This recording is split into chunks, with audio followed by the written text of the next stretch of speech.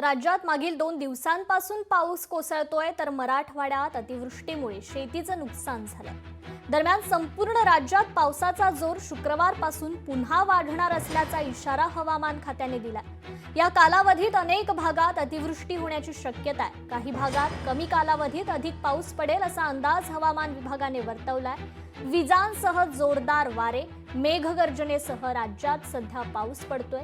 नेमकं त्याचं कारण काय या संदर्भात हवामान खात्याच्या शास्त्रज्ञ सुषमा नायर यांच्याशी बातचीत केली आहे आमच्या प्रतिनिधी भाग्यश्री प्रधान आचार्य यांनी। नेमकं काय अंदाज आहे पुढच्या आठवड्यात तो आपण आपल्याबरोबर हवामान खात्याच्या शास्त्रज्ञ सुषमा नायर आहेत, आपण त्यांना विचारणार आहोत। मॅडम, मागच्या आठवड्यात ज्या पद्धतीने अंदाज दिला होता त्या पद्धतीने पाऊस पडलाय, या आठवड्याचा नेमका अंदाज काय असणार आहे? कारण शेतकरी खरं तर खूप चिंतेत असल्याचं पाहायला मिळतं।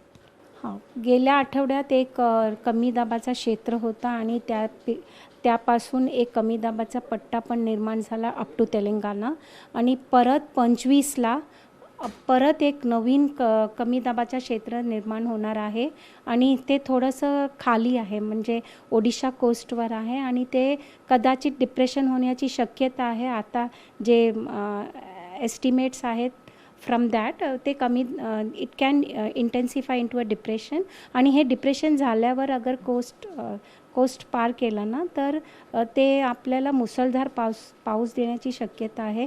दॅट इज वाय कोकण किनारपट्टीला आणि लगतच्या 1-2 जिल्ह्यासाठी मध्य महाराष्ट्राच्या जिल्ह्यांसाठी ऑरेंज अलर्ट जारी केला आहे। दॅट इज फॉर 27 आणि 28 वीकेंड। ते जे डार्क ब्लू आहे ना ते सरासरीपेक्षा 60% जास्त आहे, आणि जे लाईट ब्लू आहे ते सरासरीपेक्षा 20% to 60%च्या एक्सेस आहे, आणि रेड म्हणजे डेफिशियंट आणि ग्रीन ते नॉर्मल आहे। This is a 5-day map. तर ह्याच्यात आज आणि उद्यासाठी only yellow alerts are there. आपल्याला थंडरस्टॉर्म मिळेल, पण heavy rain will start from 26 आणि 27 आणि 28ला अतिवृष्टीची संभावना आहे।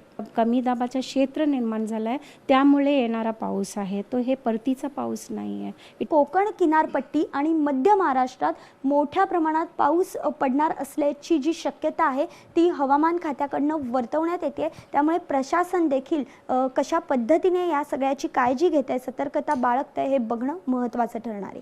व्हिडिओ जर्नलिस्ट आदित्य देसाईसह मी भाग्यश्री प्रधान आचार्य। लोकशाही मराठी ऐका, पहा, जागरूक रहा।